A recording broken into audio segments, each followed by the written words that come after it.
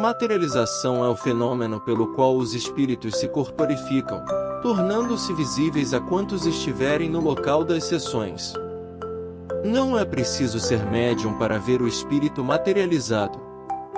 Materializando-se, corporificando-se, pode o espírito ser visto, sentido e tocado. Podemos abraçá-lo, sentir-lhe o calor da temperatura, ouvir-lhe as pulsações do coração e com ele conversar naturalmente. A aparição é o fenômeno pelo qual o espírito é visto apenas por quem tiver vidência. As aparições do Cristo são conhecidas e tiveram numerosos testemunhos.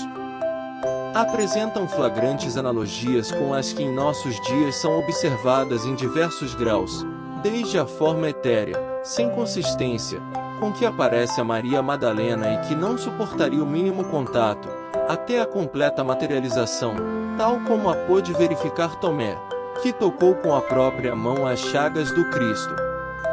Daí esse contraste nas palavras de Jesus: "Não me toques", diz ele a Madalena, ao passo que convida Tomé a pôr o dedo nos sinais dos cravos: "Chega também a tua mão e mete-a no meu lado".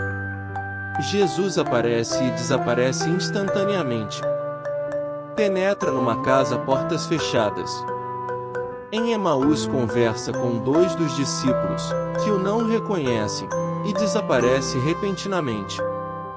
Acha-se de posse desse corpo fluídico, etéreo, que há em todos nós, corpo sutil que é o invólucro inseparável de toda a alma e que um alto espírito como o seu sabe dirigir, modificar, condensar, rarefazer à vontade. E a tal ponto condensa, que se torna visível e tangível aos assistentes.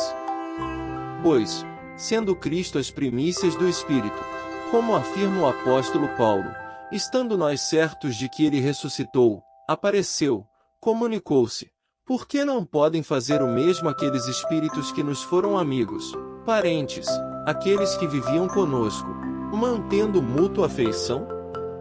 Na Epístola aos Coríntios diz o apóstolo da luz: "Se os mortos não ressuscitam, também Cristo não ressuscitou e é vã a nossa fé." Todos os evangelistas narram as aparições de Jesus, após sua morte, com circunstanciados pormenores que não permitem se duvide da realidade do fato. Elas, aliás, se explicam perfeitamente pelas leis fluídicas e pelas propriedades do perispírito e nada de anômalo apresentam em face dos fenômenos do mesmo gênero, cuja história, antiga e contemporânea, oferece numerosos exemplos, sem lhes faltar sequer a tangibilidade. Se notarmos as circunstâncias em que se deram as suas diversas aparições, nele reconheceremos, em tais ocasiões, todos os caracteres de um ser fluídico.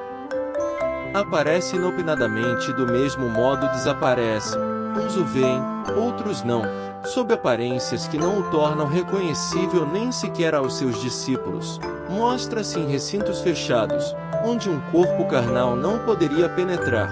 Sua própria linguagem carece da vivacidade da de um ser corpóreo, fala em tom breve e sentencioso, peculiar aos espíritos que se manifestam daquela maneira. Todas as suas atitudes, numa palavra, denotam alguma coisa que não é do mundo terreno. Sua presença causa simultaneamente surpresa e medo.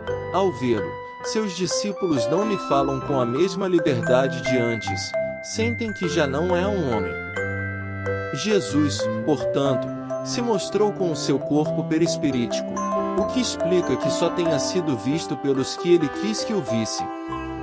Se estivesse com o seu corpo carnal, todos o viriam, como quando estava vivo.